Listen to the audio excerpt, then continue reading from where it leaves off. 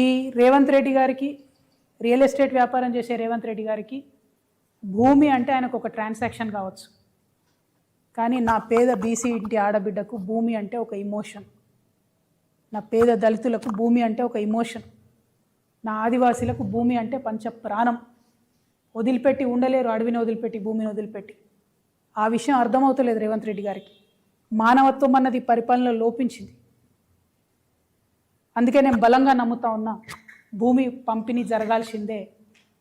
తెలంగాణ రక్షణ సేన అధికారంలోకి వస్తే ఖచ్చితంగా భూమి లేని ప్రతి పేద ఇంటికి కూడా కుటుంబానికి 1 ఎకరం చొప్పున మేము భూలక్ష్మి పథకం పేరుతోని భూ పంపిణీ చేయడం జరుగుతుంది.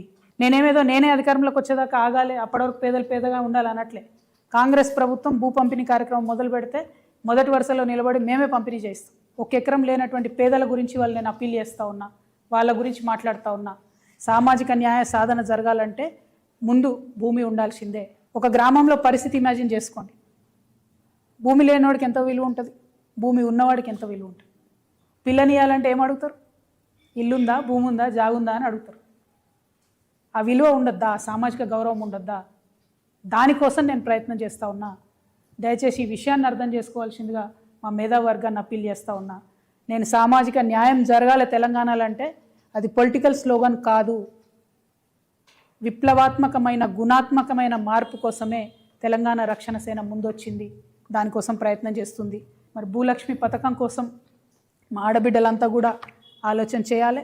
మీ ఆడబిడ్డగా సమాజంలో గౌరవం సాధించాలంటే ప్రతి కుటుంబానికి కనీసపు ఆస్తి ఉండాలి, 1 ఎకరమన్న జాగు ఉండాలని బలంగా నమ్మే వ్యక్తిగా నేను ఈ పథకాన్ని ప్రవేశపెడతా ఉన్నా. మీ అందరి సంపూర్ణ మద్దతు, ఆశీర్వాదం తెలంగాణ రక్షణ సేనకు ఉంటుందని చెప్పి భావిస్తున్నా. నిజంగా 1 సెకండ్ ఆలోచిద్దాం. యాజ్ హ్యూమన్ బీయింగ్స్, 1 అర్ధ గజం భూమి ఉంటే, 1 గుంట భూమి ఉంటే ఎంత కాన్ఫిడెన్స్ ఉంటుంది. నేను ఉట్టిగా నిర్ణయం తీసుకోలేదండి.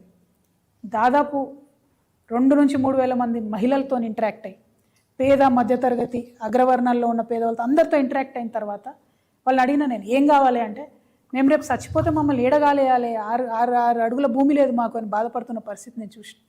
అట్లా అనేకమైన అంశాలు చూసిన తర్వాత, చాలా రిపోర్ట్ స్టడీ చేసిన తర్వాత, ల్యాండ్ అవైలబిలిటీ చెక్ చేసిన తర్వాత, పాసిబిలిటీ చెక్ చేసిన తర్వాత మాత్రమే నేను ఈ ప్రపోజల్ పెడతా ఉన్నాను. 1 ఏకర్ 1 ఫ్యామిలీ ఇవ్వగలుగుతాం. ఉంది ల్యాండ్, ఇచ్చే మనసు ఉండాలి. రేపు మేము వచ్చిన తర్వాత పరిపాలన అమ్మ మనసుతో జరుగుతుంది కాబట్టి అందరికీ కూడా, పేదవారందరికీ ఖచ్చితంగా దొరుకుతుంది. ఎందుకంటే గౌరవం ఇవ్వాలి, గౌరవం రావాలి అంటే ల్యాండ్ ఓనర్షిప్ ఉండాల్సిందే. అది ఇవ్వాలంటే కూడా మనకు నచ్చినా నచ్చపోయినా భూమి లేనో తీరు చూస్తారు, భూమి ఉన్నో తీరు చూస్తారు. అది ఊర్లో అయినా, సిటీలో అయినా, ఎక్కడైనా విలువ అనేటటువంటిది, సామాజిక విలువ అనేది ఆస్తిపాస్తులతో చూస్తారు. ఆ ఆస్తిని క్రియేట్ చేద్దామని నేను ప్రపోజల్ చేస్తాను. గవర్నమెంట్ ముందు, ప్రజల ముందు, మేధావుల ముందు ఈ ప్రపోజల్ పెడుతున్నాను. మా పార్టీ నుంచి ఈ అంశాన్ని సీరియస్గా తీసుకుంటాం. రేపటి నాడు అధికారంలోకి వచ్చినాక దాన్ని అమలు చేస్తామనే మాట ఇస్తా ఉన్నా తెలంగాణ సమాజానికి.